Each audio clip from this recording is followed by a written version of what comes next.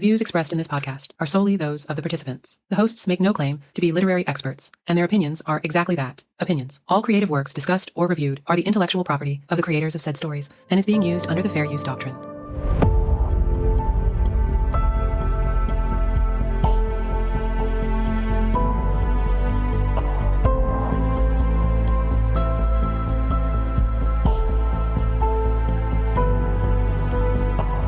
Hello and welcome to Of Swords and Soulmates, a podcast where we read, watch, and discuss romantasy stories and romantasy-adjacent things. I'm one of your hosts, Mari, and with me I have Kelly. Hey everyone, it's Kelly. And of course, we have Ashley. Hey guys, it's Ashley. We also have Jonathan. What's good, everybody? It's JP. I'm on the keto. Okay. I got all the keto side effects too. I got the keto flu. I got the keto rash. I didn't know it was a rash. It's a rash. It's a thing. Ashley had to look it up. It means I got something wrong. Too much bacon. Yee. I had like carb keto taco things for dinner that we just had earlier. They were real gross. And I was like, you know what? We can toss those. No. Trying something new? No, thank you. Denied. Yeah, not good. So today we're going to be having a discussion with Griefcat, the musical duo responsible for, amongst other jams, Fairies Fucking, which is a bit of an ode to many of the romantasy, fantasy, monster romance, sci-fi romance stories, whatever you want to put in there. And so with us today, you may have heard some extra giggles and extra laughs. We have Annie, say hey. Hello. And Louisa. Hello. Excited to be here. So before we get into talking to them, we're going to do our normal thing, and we're going to get into a little bit of news. We don't have a ton, but we do have two things. First thing is A.K. Caggiano, who we read Thrown in the Dark a few episodes back and talked about it, released the covers for the book that's now going to be traditionally published. It's going to be released November 5th of this year, 2025. And it looks very similar to the cover that was on it when we read it. But it's definitely redone. Like, it's got a similar color scheme and whatnot, but it's a little bit different. I like it. It's pretty. It's like permission to buy a new book. Yes. I basically only read the e-version because I figured I wanted to read them all before I buy any of them, and I haven't gotten to the sequel yet. But now I'm like, ooh, maybe I'll just buy the new ones because they look pretty. It is pretty. Yeah, I like to judge my books by the covers. Amen. I like that the little fire imp dude is on it. He was my favorite. Yeah, he wasn't on the original cover. Okay, I'm walking here. That's like, get out of my way. You can't see you. What, you got a problem? It's broad. Yeah. Look at this broad. Yeah. So we listened to the audio of this book. Well, no, you listened to the audio. I don't think I listened to the audio, but Jonathan, you did. And that character, just that one character, nobody else had like this Brooklyn accent going on. Everyone else speaks the King's English except for this one dude. Forget about it. You know what I'm saying? I mean, you're just cruising along through life. All of a sudden, you're one of Hell's Demons, it's Spitfire. All of a sudden, you're out of here. You're serving a blood mage, and he's got some fancy broad with him. Fuck out of here. And then everyone else is just like, it's time for high tea. You do that so well. I practice in the mirror, usually like 6-7 inches away from the mirror. Then I cry. You practice crying? I cry in a shower so nobody can see me. It's like rain and showers are like camouflage for my emotions. 100%. 100%. Has anybody read the sequels? Any of the sequels? No, me either. Hell of fans we are. We haven't even gone on to book 2 yet. Me either. Like, I want to. I enjoyed book 1. I just also have a billion other books I want to read. And there's like book cons and things coming up. So I'm like, I want to read the authors that are going to be at the events I'm going to be going to. So got to prioritize that TBR somehow. it's only May. We've got time. It's May? Yeah. Yeah, this it's not episode even gonna will be released May 8th. Today's May 1st, dude. Q1 is over. I'm screwed. I missed it. I missed Q1 by a month? By a whole month. You're behind here. Where am I? Alternate dimensions. The other news tidbit I had was similar, but it's Carissa Broadbent. Her War of Lost Hearts series is going to be released, traditionally published as well, and she released the covers for that. I have not read that series, but she was the one who wrote the Six Scorched Roses, the Crowns of Nyexia series. Right. I have been struggling with book 2 in that one.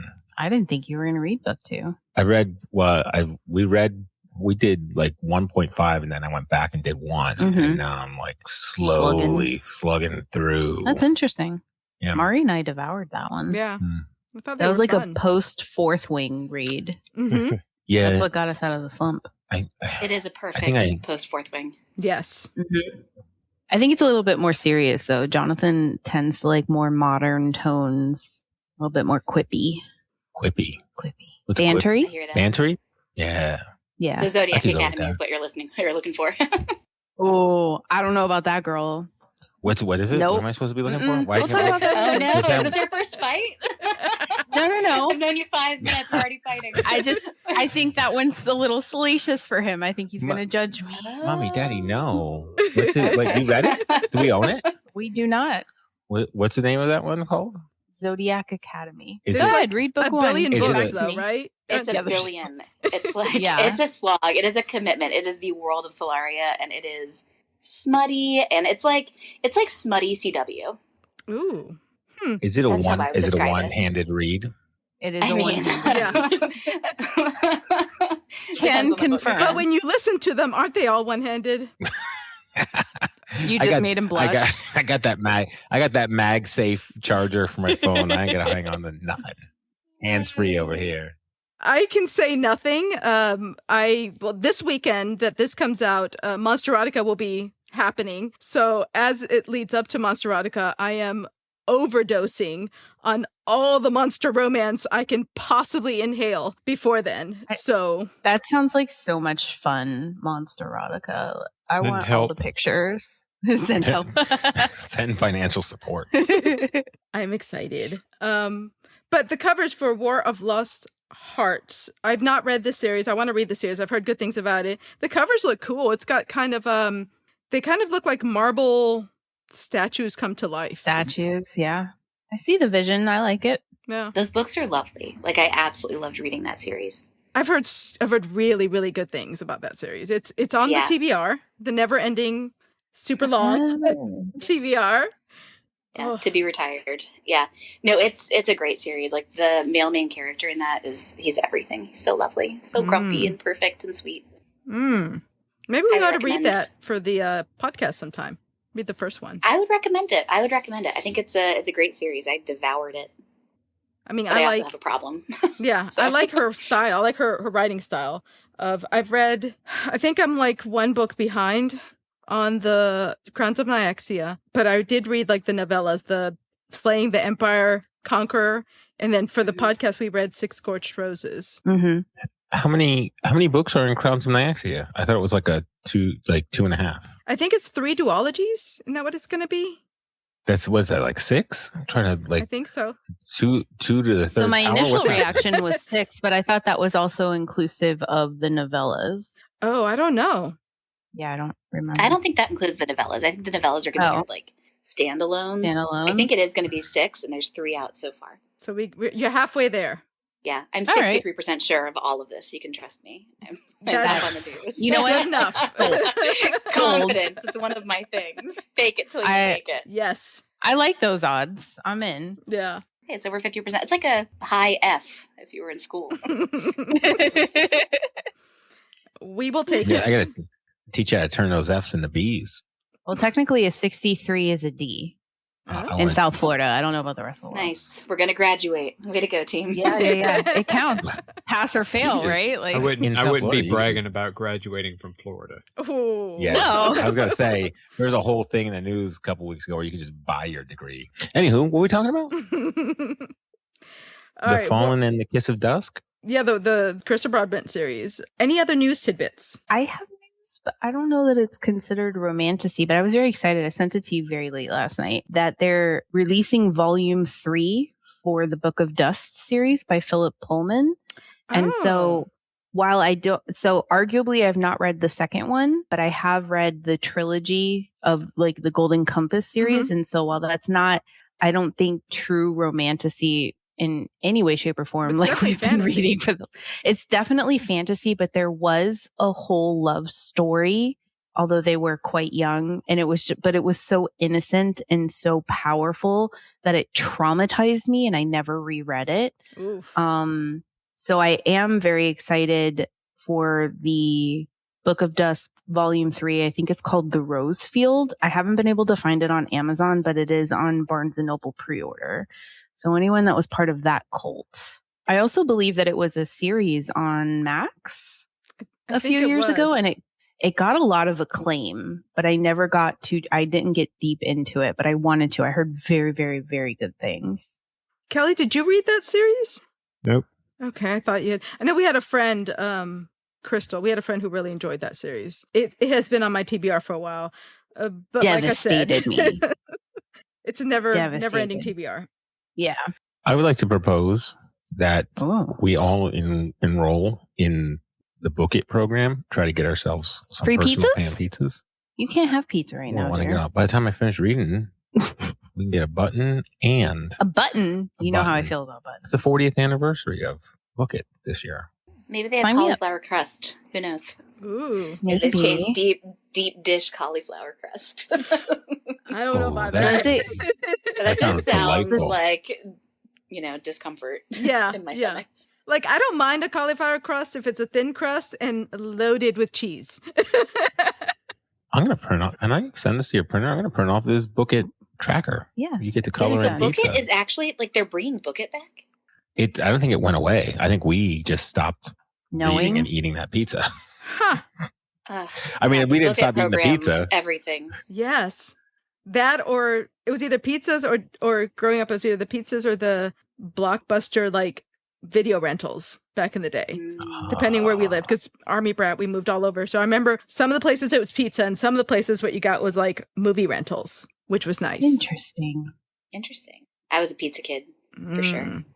I was a pizza. I think if we stop ordering pizza because of the keto, our pizza guy is gonna want to make sure you guys are okay. Oh yeah, single-handedly destroying the economy in your area. Yeah. I feel bad. I feel like we got to give him a break every now and again.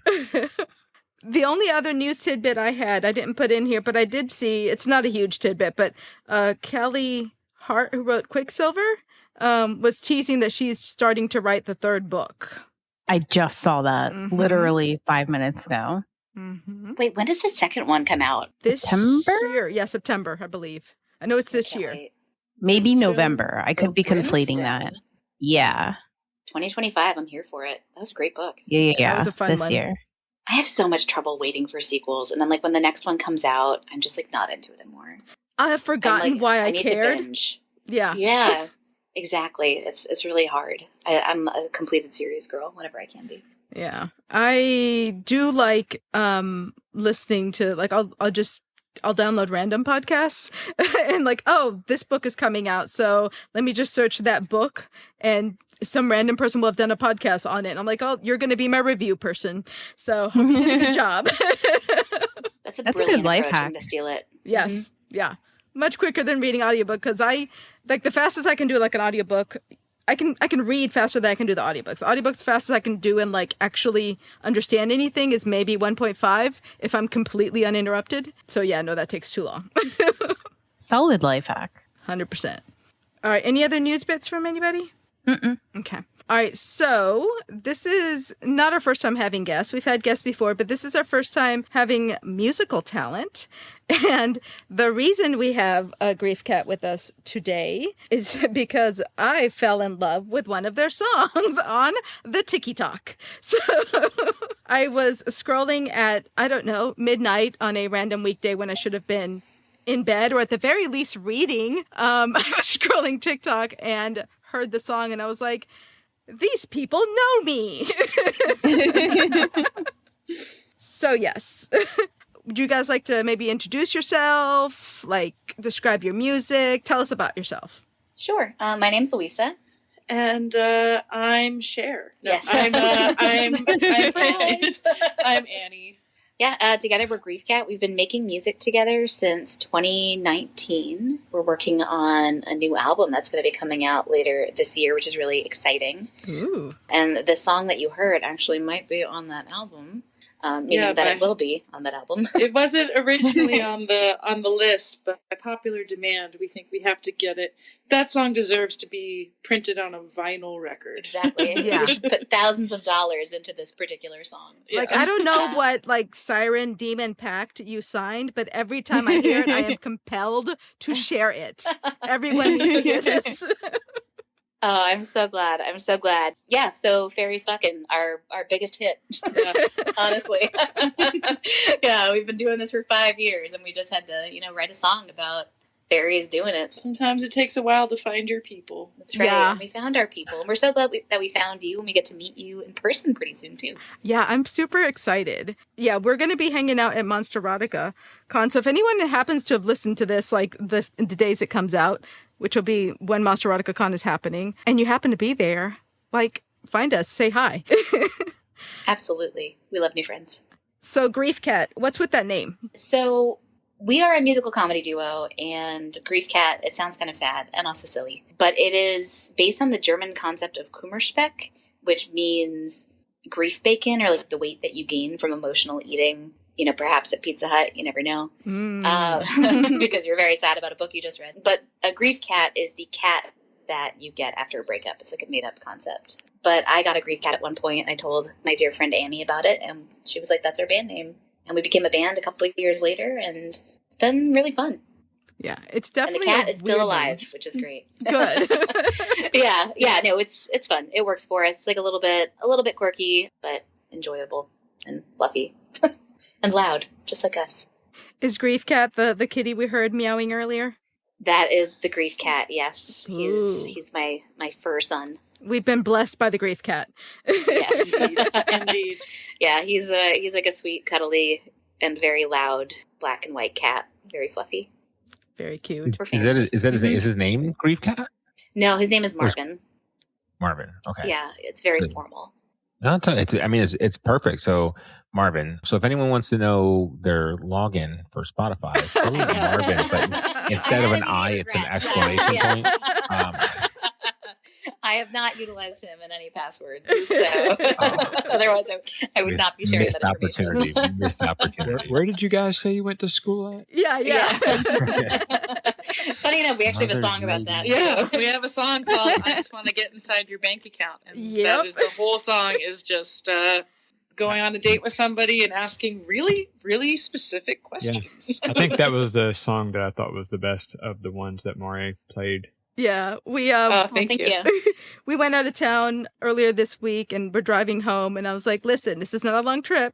We're going to listen to all of their songs on this album. And yeah, that's the one that for sure had us laughing. Because otherwise, I've subjected Kelly way too many times to Fairies Fucking over and over. If I had to pick two songs that were my theme songs of the year so far, it is Fairies Fucking, and We're in the Middle of a Hostile Government Takeover. Ugh, I mean, what a classic. Yes, that is my year. Such a good song. Yeah. I would admit it. So what got you guys into music in general? Like, even before you guys met and got together as Griefcat? I think for me, I just always loved to sing. And I was never like in a band or anything like that. And many, many years ago, I was like, you know what? I don't want to depend on anybody. I just want to play music. So I learned how to play ukulele. And that was kind of my vehicle for songwriting and performing. And then I met Annie. But it was a kind of a later in life journey for me. Annie, what about you? I feel like I grew up in a family that wasn't very, I love my family, but we're not very like emotionally vulnerable. And so, but like growing up, obviously I had feelings and I wanted to say them. So I think I picked up the guitar as sort of the place to express feelings that maybe I didn't feel comfortable expressing elsewhere. And then as I got older, I realized that I guess I'm kind of funny sometimes too, and combining music and comedy is just delightful. So I ended up going that route. But I think definitely I got into music first as a place of self-expression, and now I write about butts. So yeah. Yeah. Neither of us really started on like the comedy angle. It was always music focused, and then the comedy kind of came later. Yeah. You write about taut butts, though, right? Like dragging all butts. All butts. I don't discriminate. All butts. All butts. 3 cheeks. I don't mind. You wrote. Actually, I don't know if you know this, but this is where I learned to poop at work. Oh, Yeah. yeah. Yeah. Mhm. Classic. Very classic. From the I like vault. that a lot. Yeah, join the revolution. Yeah. The vault is what I call my butt. Where I keep all my most precious items. Love it. Tighter than Fort Knox. Let's go. There you go. I have no quips. So for how? that. I was not ready.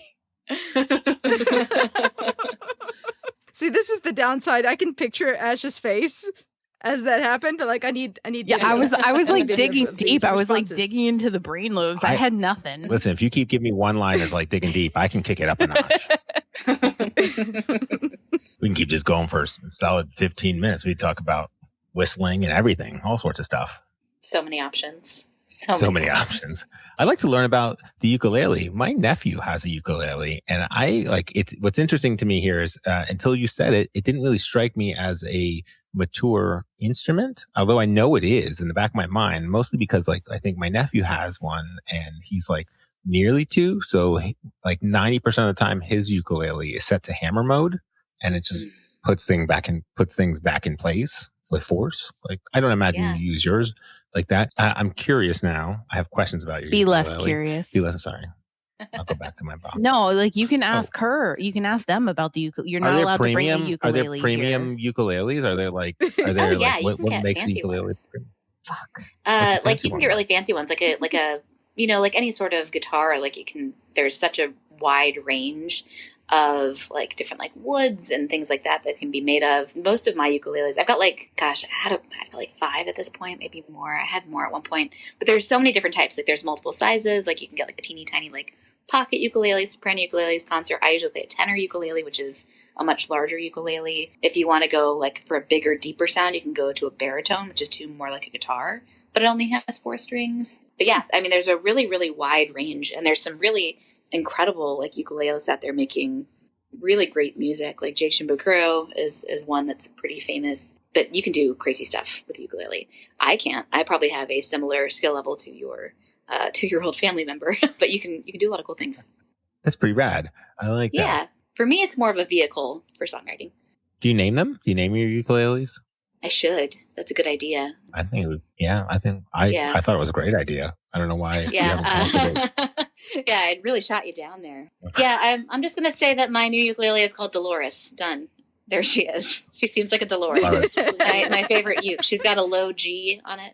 She's got like a nice rich sound. That's a Dolores. She's a Dolores. What kind of, I think like if you took Dolores out to eat, where would you take her out to eat? Like, what's the restaurant Dolores would choose? Oh gosh, I feel like Dolores. If we're talking like chain restaurants, maybe like Dolores might go to like, I don't know, Maggiano's. Like it's family style, it's comfortable, but it's like a little more upscale than the Olive Garden. Oh, okay, I got you. Like Buca de Beppo. Yeah, I think Dolores loves a Buca de Beppo. Bring her the cheese. She can, you can dress her up, you can dress her down. You've got options. I've got another ukulele I'm going to say is called Carla. Carla's kind of my day-to-day that I perform with. And Carla's like a little lower budget. Like she's very loud. I think Carla would really like Chili's. Oh. I love a Chili's. Or TGI Fridays. Yeah. That's so comforting. Chicken tenders gal. Okay. I'm picking up what you're putting down, smelling what you're stepping in. Dig it? Yeah. I think she'd be into the mozzarella sticks. Maybe potato skins. Who knows? Do they have the flat mozzarella sticks there? Yeah, with the I big, have no idea. The big cheese pull. Mm-hmm. A good cheese pull. Good cheese pull. All the cheese, all the potatoes. I like a dame that appreciates cheese pull. So hey, Annie, I got a quick question for you, Annie. Sure. I totally forgot it. He has such a look on his face, you guys. His like fingers on his lips. So epic. You're just gonna have to imagine the most epic question possible. I don't know, dude. How do you top which restaurant would your ukulele like? I want to know about Annie's guitar. Like what restaurant would the Seagull want to go to? Let's see. Well, she's Canadian, so I guess Tim Hortons. Is that? Canada only has that one Does restaurant. she have a She's name? a donuts and coffee girl. Yeah. Let's get some crawlers. Let's go. She does not have a name. Let's see. If Louisa has Dolores, I'll go with Diane. I like Why that. not be double D's? We are tenacious double D. Yeah. Perfect. Oh, which if you guys ever go to the Asheville area, there's an amazing double-decker bus in downtown Asheville that has coffee and hot chocolate, and they're open like super late, and it's in a giant double-decker old British bus, and it's called Double D's. Oh, we absolutely have to go. We love Asheville. Yeah, Asheville's cool. Amazing. Yeah, love it. So the Tenacious Double D's, is that, do you draw inspiration from that, from Tenacious D? Is that, because they're a little bit more on the fun side? Yeah. Like I was having trouble, like trying to... We're pretty boring, but we like.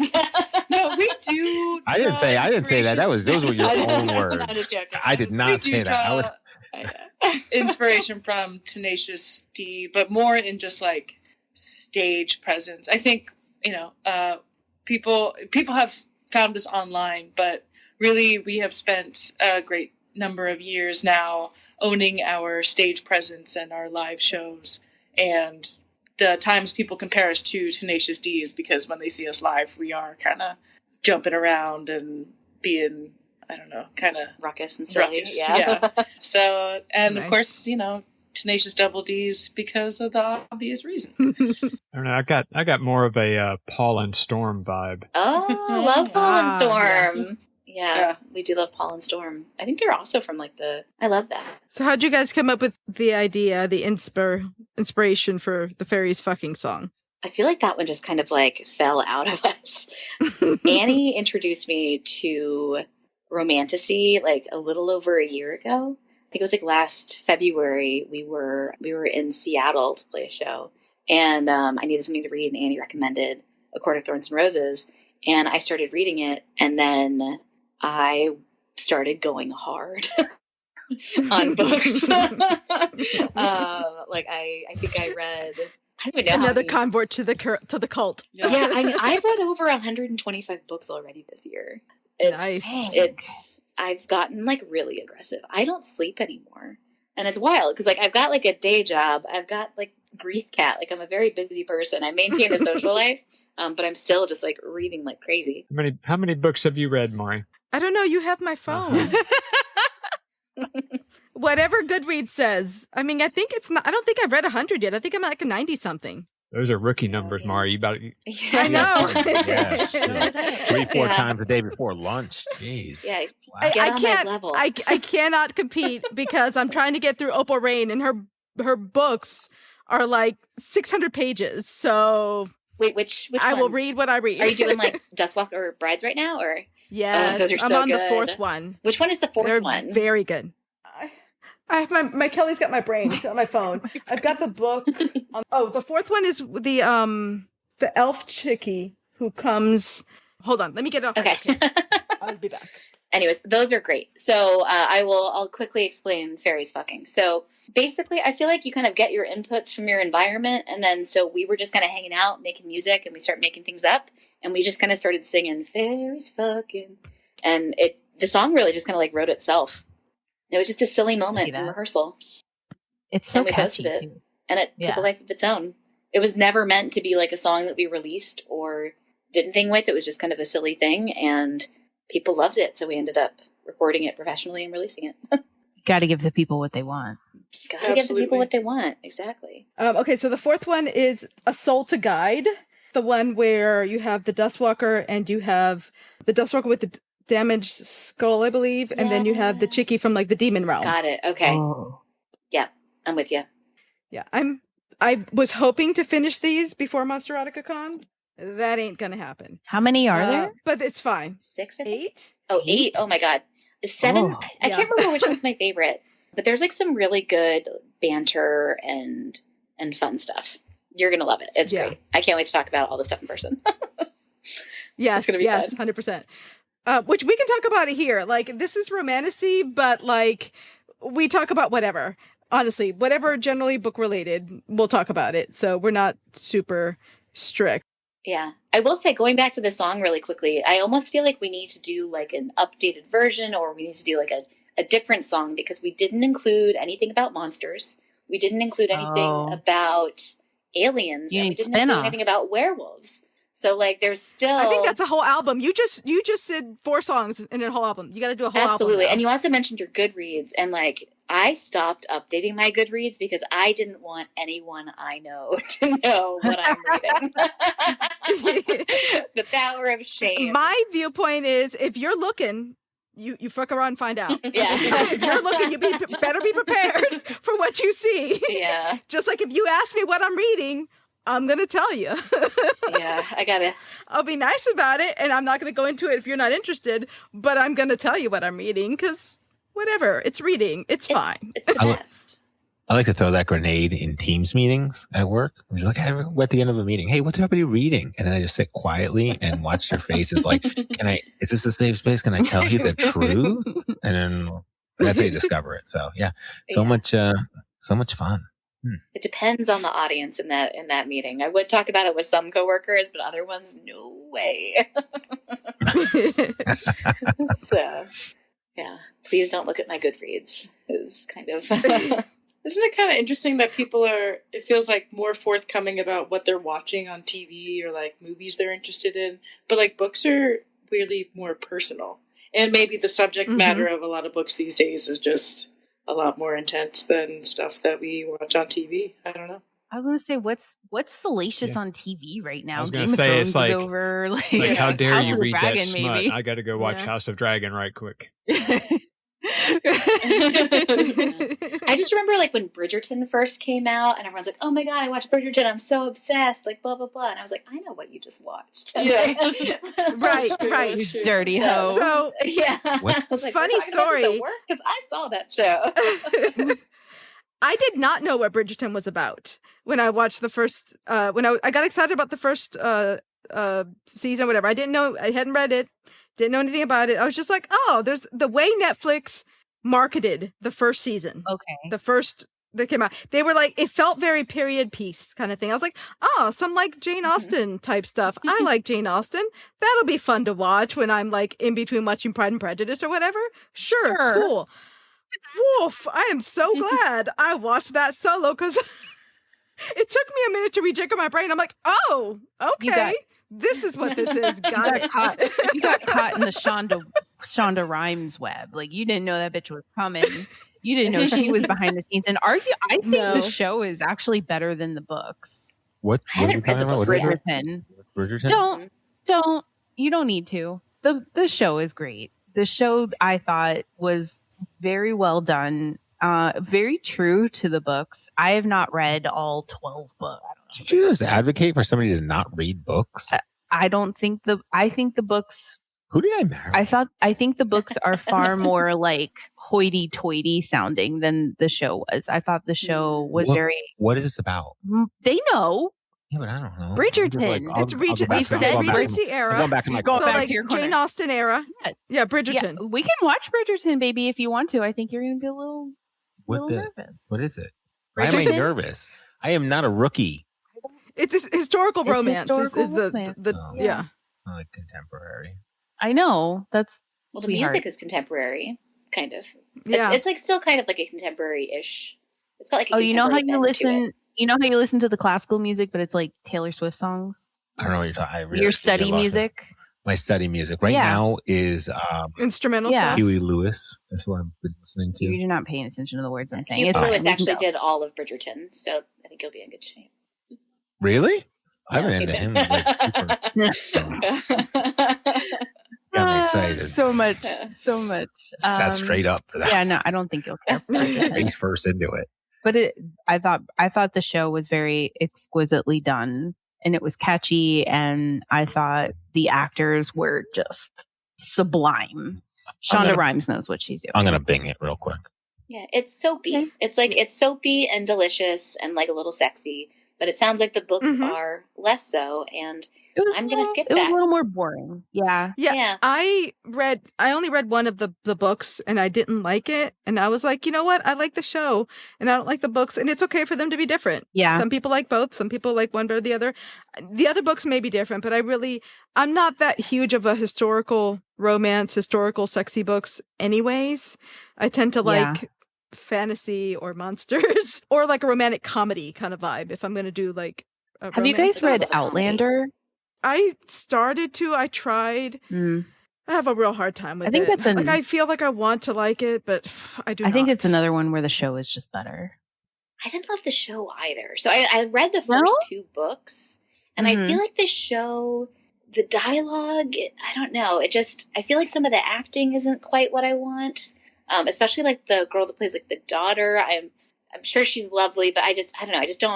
I don't buy it. And the show gets like a little bit like, it just feels like a little bit like, is it torture porn that I'm thinking of? Or like, oh yeah, like there's like a lot of rough. like medical, like, yeah. So season 1 was rough for that. Absolutely. I wanted but to I like watched it more. Same. Yeah. Same. And I was like, this just once again may just not be my thing. There's certain things I know I like and certain things I don't. Like I like historical romances that are like written old-timey. I guess they're classics. I like Jane Austen. I like, some of those older ones, but I don't necessarily like a lot of the modern books that are written in an older time period. Well, you just blew my mind jam. with torture porn. Jesus, what is wrong with me? What are you talking about? That's such a crazy concept. You're like, I've never labeled it before. Jesus. Yeah, I don't know. You're right. Yeah, it's good. It's good. It's just not my favorite. I think that there's other things like, the setting is great. Like it's sexy. It's fun. Like it was like an enjoyable read, but it's not something I'm going back to reread. And I didn't make it past like book 2. Yeah, I think that's where I finished too. I was like, I tried to watch it, didn't work for me. I tried to read it, and I was like, let me give another one a shot because it's so popular. Yeah. Like I must be missing something, and I gave up after the second book. I'm like, all right, I'll move on to something else. Yeah, and I'm an aggressive reader from our 30 minutes of knowing each other. Yes. So for me to hang it up. But I will say, love a Scotland moment, like the Wolf King. That series is really fun so far. Really enjoy that. I'm here for more Scottish reads. I just read a book earlier this year. Oh gosh, I hope I get the title right. I think it's called Lock and Key. Oh, I've seen this. Have you heard of this one? I want to read it. It's on my list. It's fun. It's a fun, silly, standalone, like rom-com-y style monster romance. Lawrence Blakely or something like that. Who's the author? Yes, I think so. I think is it a romance? I don't know. Loch Ness Monster. It's a Loch Ness Monster shifter romance. I mean, let's go in Scotland. I mean, it's not like the best thing ever, but I'm like, this was a fun read. It was fun for what it was. Yeah. It's like a good in between dark mafia. I love a dark romance. Or and I need, yet another romancy trilogy. Or when you're reading 8 books, I'm like, let me just go into another world right now. Give me a minute to go elsewhere. Oof. And I love disassociating and just reading about shifters. Get me out of this world. Yeah. Thank you. Yeah. So you're both readers. What are some of your favorite genres? Favorite books? So I'm definitely less of a reader than Louisa. I think I'm on my 7th book this year. It's pretty awesome though. I definitely love, I love romantasy. I actually read Daughter of No Worlds. That was the most recent book I finished. I don't know, I just wasn't feeling it. So maybe I need to take a pause from romantasy or just find a different kind of world of romantasy other than maybe Fae. But I do love romantasy, and I love retellings of stories. So Circe, Song of Achilles. Although at the same time, I'm currently reading 1,000 Ships, which is a retelling of the Trojan War from the women's perspective. And I'm not into that. I wish I was, but I think there's just too many characters. Kelly, didn't you read that one recently? The 1,000 Ships, from the women's perspective. Isn't that the one you were trying to read recently? I did. I read it. What'd you think? It wasn't too bad. Yeah, Yeah, it's like It was an interesting take on it. Yeah. I think the concept was good. I think there was just some like structural problems with the way the story flowed. Yeah, that's kind of my problem with it too, is that we're bouncing, like, as soon as I start getting invested in, I don't know, like the Trojan women that are now being held as like slaves. Now we've gone to like Penelope, Odysseus's wife perspective. Right. I'm like, wait, but I wanted what? And there's just a lot of bouncing around. But I do like that genre. I think I might like the Plated Prisoner series because it's like, Ooh, I just finished the first one in that it's series. like King Midas, right? I think so. Ash has read more than I have. I've just finished the first one. I liked it. I'm going to read the second one. Yeah, so, I feel like that might be a good combination of romantasy, but also a story that I'm familiar with.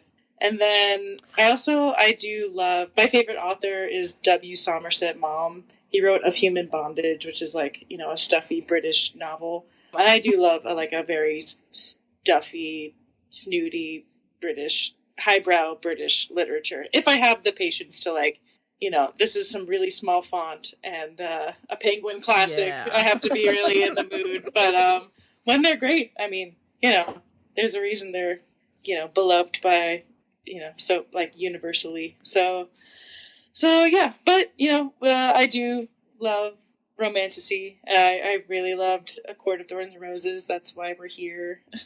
After all these years. And so I'm always going to gravitate towards those books and watch TikToks of people reviewing books. Whether or not I read them isn't really, you know, I like the culture around them, and I think that's fun.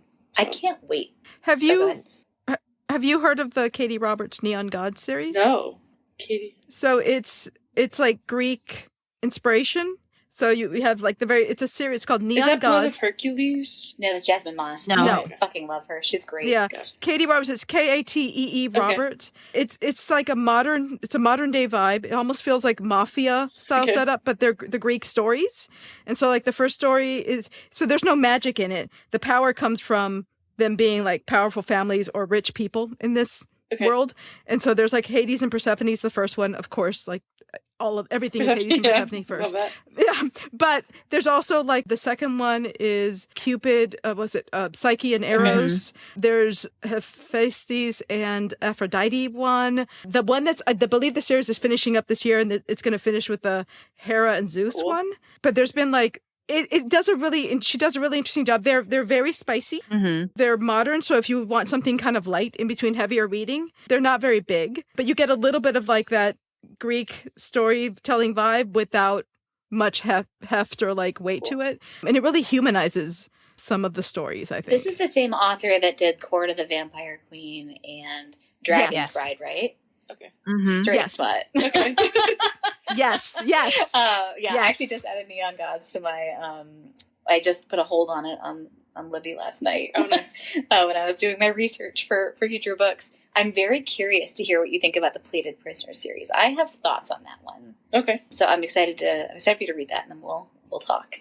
Gotcha. It took me a minute to get into it. It's so funny. I'd been on this like romantasy kick. I also had read like a Brandon Sanderson book, so less smut, but like still in the fantasy realm. And then I read in February, I read a Toni Morrison book. I read Beloved, and my brain was like broke. It's like, oh my gosh, like this writing is incredible, and like I can't. It's beautiful and so heavy and thought provoking, and it's like, but I just want some kissing, you know? So gotta have a well balanced diet. Exactly. Oh man, I'm just reading trash. But it's fun.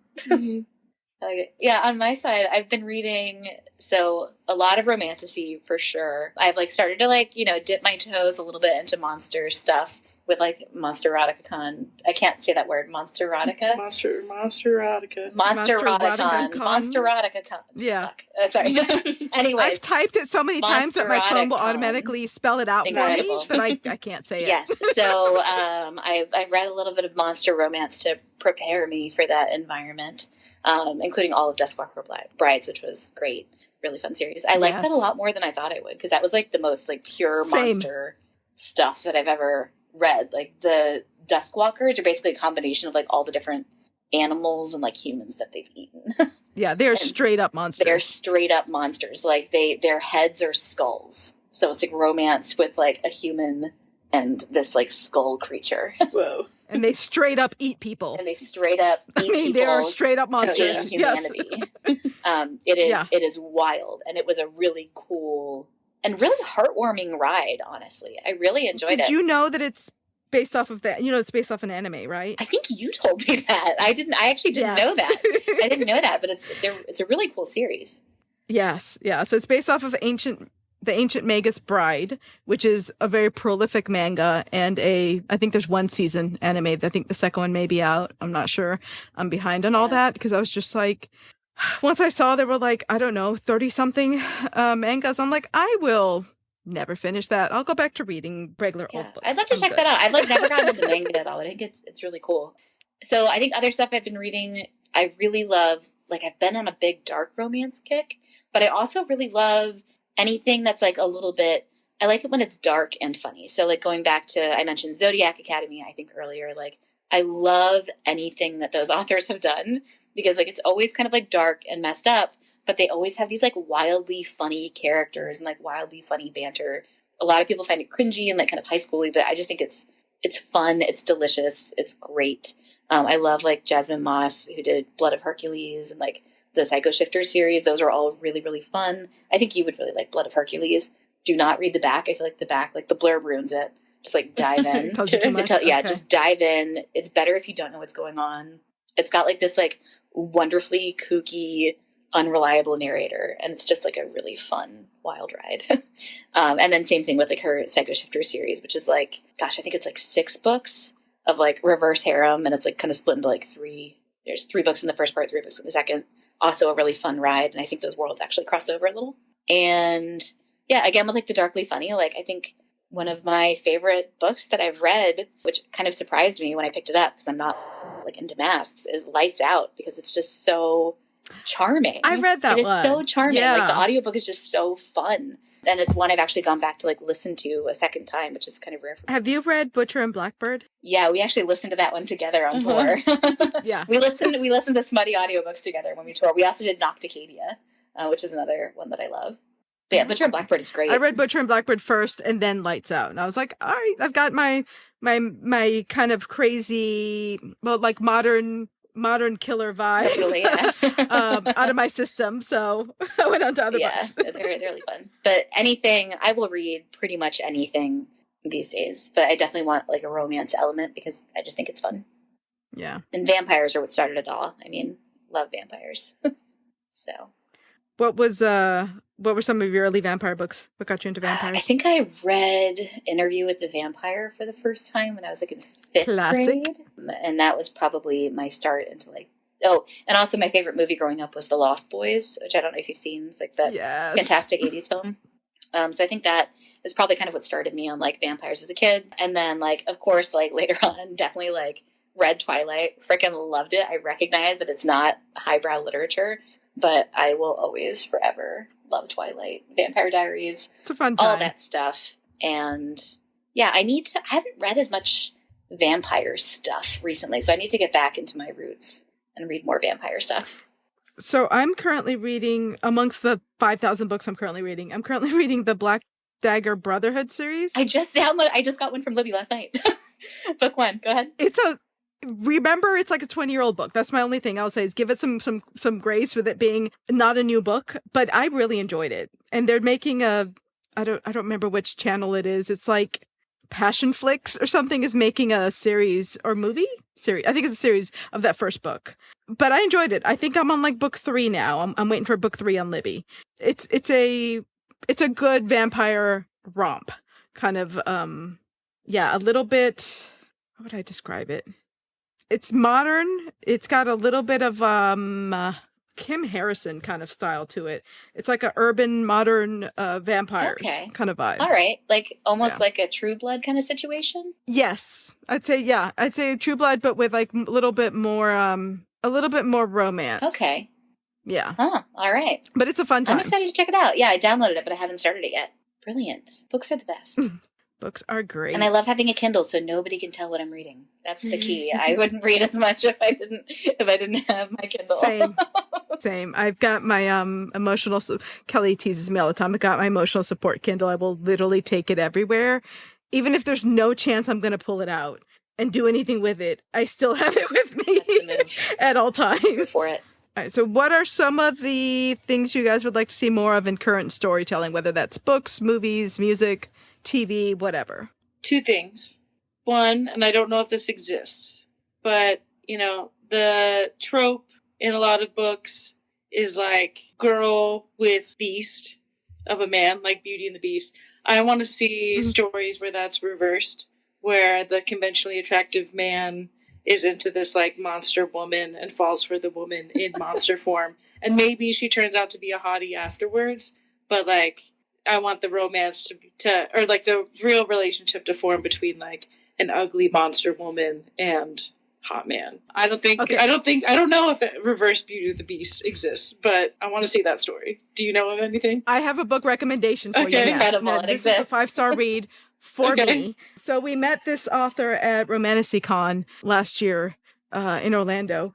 DJ Russo, R-U-S-S-O is her name. She's got a series. I think it's called the Femme Fatale series.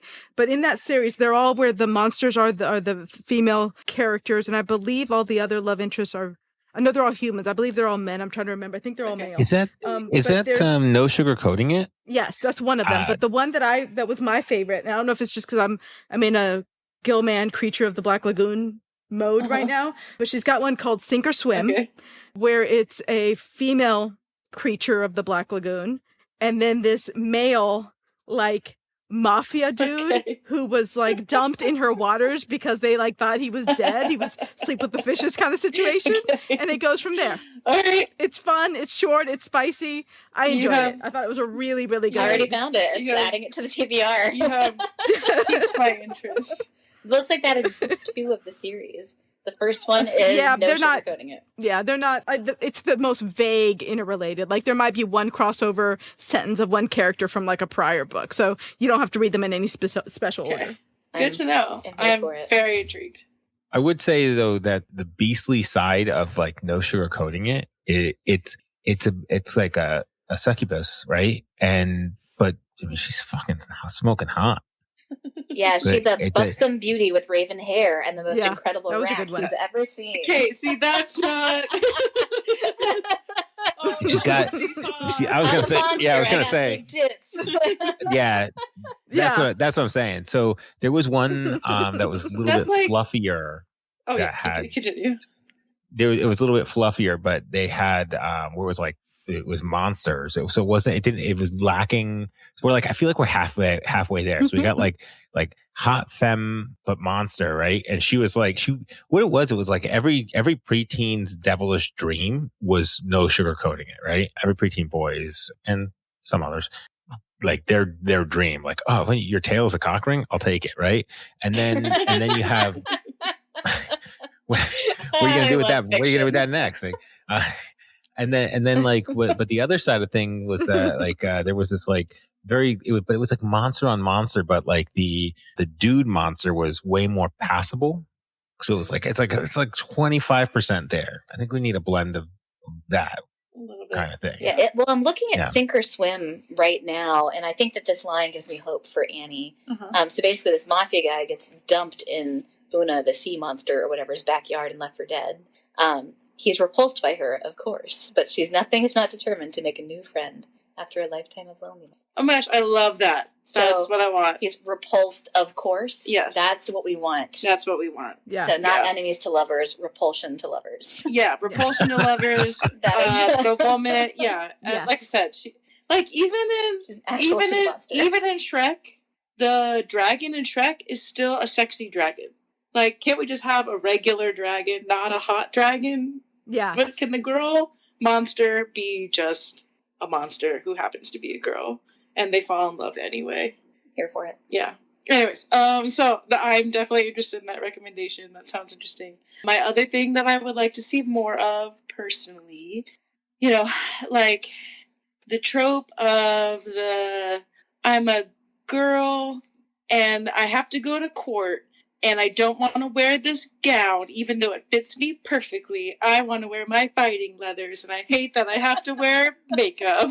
I want to see more books where the girl is powerful, but she's powerful because of her softness and of her femininity, and like we don't always have to lead it into like a masculine, fiery, like the yang kind of energy. There's nothing wrong with that. I just feel like, I don't know, like I'm a strong woman and I can fight and do stuff and I want to wear a pretty dress. And like there's nothing that takes away from one's power just because they have, feminine energy and feminine qualities. I think my archetype for this is like in Throne of Glass.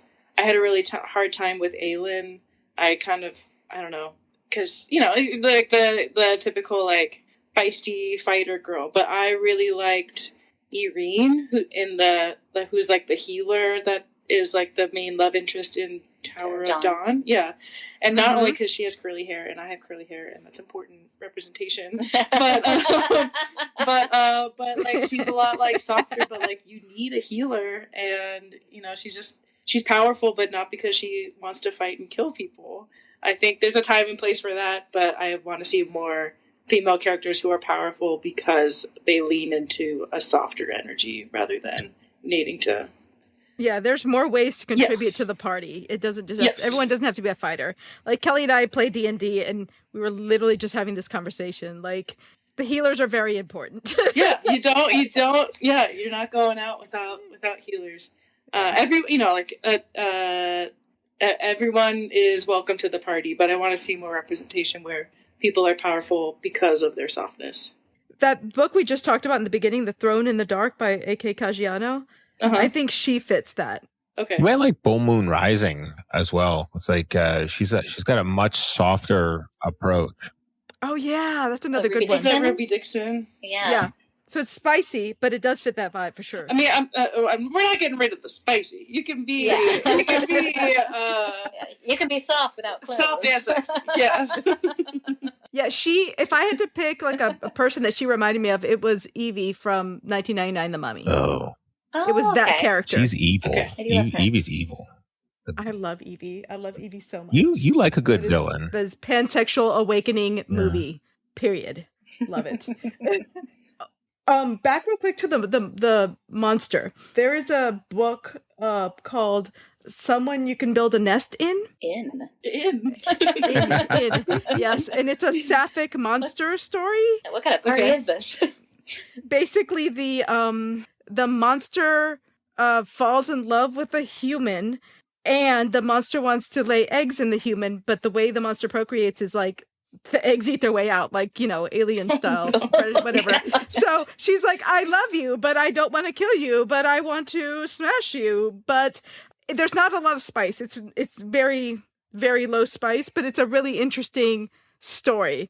Yeah, I read it not expecting a lot from it, and I ended up very much enjoying it and ended up like buying the hardcover for my bookcase. Okay. It was really interesting storytelling. Gotcha. Sometimes I wonder if I should become an author instead of a songwriter. I mean, why not both? Why not both? That's true. All right. Even what little sleeping you're doing now, who needs that? I could use more hobbies. Why not? Oof. Incredible. What would you like to see, Louisa? I really like where you were going with those. I agree with both those things, and I would like to see them as well. I think that I would like to see maybe more books with people who are not 17. Yes. Or like, this girl's 18 and this silver fox is 35.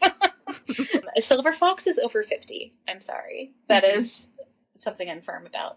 Yeah, it's fine, because I understand the lure of the author to write a young character, because then you can have them grow up and learn. They're almost a blank slate. So I understand why it happens. But that's one of the reasons I love T. Kingfisher. She writes fantasy and horror and fairy tale retellings, but she's got a series called the Saints of Steel series. The majority of her main characters are, I'd say, in their 30s. Nice. Yeah. T. Kingfisher is she's got a really good kind of dark humor, very pragmatic, and she's got a really interesting world building and magic and lore system that I don't feel came from anybody else. It feels very original to her world. I am so the night that I started talking to you guys, that same night, it was probably midnight, I think, I also found out that T. Kingfisher is going to be at Dragon Con in Atlanta that I go to every year. Oh, nice. I screamed so loud. I was so excited. That it's a good thing Kelly was working, but I still texted him at midnight. And it was oh my God, this happened. So yes, T. Kingfisher, highly recommend her stuff. I have been eyeing some of her work, but I haven't picked any of it up yet. So you're giving me inspiration that I need, maybe after I get through all 700 of the Black Dagger Brotherhood. Oh my God. I think the 25th Black Dagger Brotherhood book is coming out this year, 23rd, 25th, something like that. Yeah. Wow. I'm on book 3, so. Incredible. I have a question, because this bothers me sometimes when I read books that are 20 years old. Do they describe the clothes a lot? Are people wearing peplum tops and capris?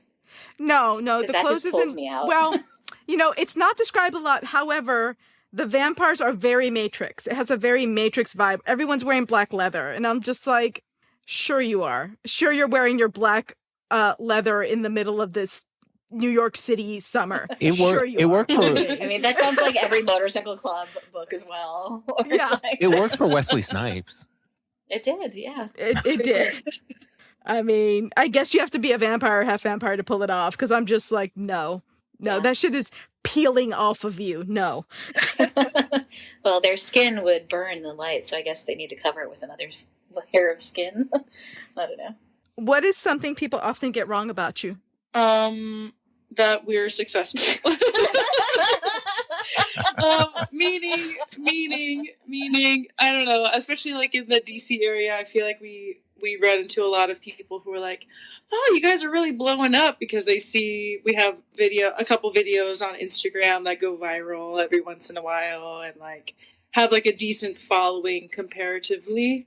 But I'm a dog walker. Yeah, people are we can't afford you, and I'm seriously, just tell us. We'll come. We're cheap. Don't worry. We are very cheap. We are not intimidating in the slightest. Yeah. If anything, we're begging you to be our friend. Please like us, buy tickets to our shows. Yeah, and I think that's the other thing, is that we do have an internet presence, and we love to make content and videos, and it's fun to connect with people all over the world and stuff, but we really are live performers first, and people really do appreciate us even more after they come and see one of our live shows. And that's kind of where we really blossom. So I think people kind of maybe get wrong that we are just content creators. Yeah, content creators, and it's no, we're actually real musicians, and we play gigs, and we go on tour, and we would love to see you live and meet you in person, and not just behind a screen. So there's something magical about live music. Oh yeah, buying music is absolutely fine. Obviously, buy music from the artist you like, but going to a show and listening to it live and having that shared experience with other people who are there who are also enjoying it, is its own magic. Yes. Totally. Whether you are the ones on stage, or you are going to a show just to be in the crowd and feeling that energy with people, that back and forth between the audience and the performer. I mean, yeah, there's nothing, it can't be replaced, for sure. So I think that's something people get wrong about us. Yeah, agree. It's the closest to magic in real life. Yeah. Outside of David Blaine. Yeah. What's one piece of advice you'd like to pass along to others? That was poignant. Silence. Yeah. Well done. I think for me, the piece of advice, there's an old Ben Folds song called "There's Always Someone Cooler Than You," which I always really held on to. And it's like, yeah, somebody's always going to be cool or like looking down their nose at you, but like, fuck it. Like, do what makes you happy. Be yourself. Kind of follow what you are interested in, and that makes you live a fulfilled and interesting life. Mm-hmm. You know, you don't need to do something because like you think it's what other people want you to do. You know, march to the beat of your own drummer, and you'll only find joy from that, and you'll also find your community and your people that way too, I think. Yeah. Here, here. Yeah. I think for me, and this is advice that I need to take myself, is like worry about yourself. Worry about what you're doing. Maybe other people are finding success earlier than you, or I don't know, maybe you see them, maybe what you might consider selling out, or I don't know. Just worry about yourself and remember that not all flowers bloom at the same time. Like, your time is when your time is, if success in that way is the goal. But overall, just like worry about yourself. Don't worry about what other people are doing, and don't worry about what other people are thinking about you. And that's easier said than done. Certainly. Yeah. Jealousy is part of the game. Insecurity is part of the game. But that also just means that there's always something to work on and overcome. And it keeps things interesting. Can I give more advice? Because I have more now. Okay. Yes. Okay. So I think like people are always going to. I actually forgot the piece of advice that I was going to give, so forget that. Here's another one. I've got another one. I've got knowledge things to drop. Okay. So I read something this week on Instagram. I think an author said it, but I don't know who it was. So this is very relevant. But lately I've been struggling a lot with being overwhelmed because I have so many balls in the air. You know, you're juggling so many things constantly. And this concept that was brought up in this post. Yeah. There's so many balls. The concept that was brought up in this particular post was that some balls are glass and some are plastic. And so, like, you need to recognize that sometimes balls are going to drop. Like, try to drop the plastic ones first if you can. And that's been something that's really been helping me out mentally quite a bit. But now I remember the other piece of advice, which is you don't need to take advice from anybody. You don't need to listen to anybody. But don't listen or take to heart feedback or like talking shit from like somebody that like you don't know, or that like you wouldn't care about their opinion. You know what I mean? Like, so we have people telling us online all the time that like we're like fat, ugly, no one's gonna love us, whatever. But like, but at the same time, like, would I ever take advice from this piece of shit? Like, do I look at their Instagram profile and think like, wow, that's somebody that like is really inspirational? No. So why would I put any stock in their insults of me? Like, you don't need to. So that's the other piece. There's that reminds me of a famous quote. Not eloquently. No, okay. Somebody said it eloquently once. Theodore Roosevelt, the man in the arena quote. Oh. So, and it's the credit belonged to the man who is actually in the arena, whose face is marred by sweat and dust and blood, who strives valiantly, who errs, who comes short again and again, because there is no effort without error and shortcoming. And it goes on. It's actually like heavily used by Brene Brown. The concept there is don't listen to the people in the cheap seats. Look around. If you're going to take advice or direction or criticism from somebody, they should be down in the shit with you. So I love that. That is a beautiful, inspirational quote for us to use when we post Fairies Fucking. Yes. Well, Spread the wisdom. The fame and the glory belong to us as we fight in the arena. In our fighting leather. Yeah. Wearing sparkly rainbow jumpsuits and singing about fairies doing it, you know. But yeah. No, that's a great beautiful. Quote. It also reminds me of the song Has Been by William Shatner. It's a worthwhile one to look up sometime. Yeah. But people call him Has Been, but like he's still out there trying and like doing new things. And that was 20 years ago. Anyways. So. All right. So where can people find you? We are all over the internet. Well, Louisa's address is my mother's maiden name. Yeah, so on Instagram we are at Griefcat Party Time because Griefcat was taken. So at Griefcat Party Time. We're also on TikTok as Griefcat, YouTube as Griefcat, Spotify, Apple Music everywhere. Venmo. Venmo. Yeah, we do have a new album coming out. We're going to have singles dropping out, like I think starting in June, we're going to start dropping some singles. So it's going to be a pretty fun year. And if you like Fairies Fucking, I think you'll like the rest of the album quite a bit as well. For sure. Ooh, so exciting. Yeah. But yeah, come hang out with us. Be our friend. We're pretty responsive. If you ever just send us a note, we'll always talk and say hi. They will, because I did. And then I did my usual thing of like 50,000 balls in the air. And I was like, oh, shit. I never texted them back. I think it was like a week. I'm like, I'm ghosting you. I'm so sorry. It was I'm a real bad on plastic ball. TikTok. Yeah. All Yeah. good. Yeah. I drop those all the time. I'm so bad. So bad. All right. Does anybody want to bring anything else up before I wrap it up? This was so much fun. All right, so that's going to wrap it up. Thanks for listening to Of Swords and Soulmates. Before we go, make sure to check the show notes, rate and review us, subscribe to us on your podcast app of choice. It helps others to find us. Follow us on Instagram at Of Swords and Soulmates. Check us out on our website at ofswordsandsoulmates.com or on YouTube, TikTok, Facebook, and Pinterest with the same username.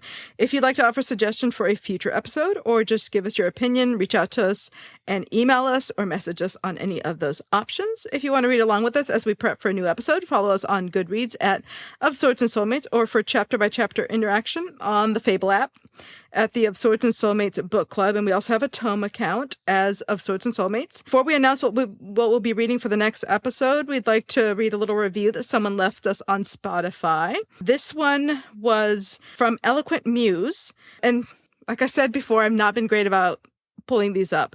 I'm having issues pulling up the whole image. Can somebody, Kelly, Jonathan, Ash, read it? It says, love the part. If you double click on it, it will show what's hidden. Oh, you're just going to be tech support for me. Got it. Okay.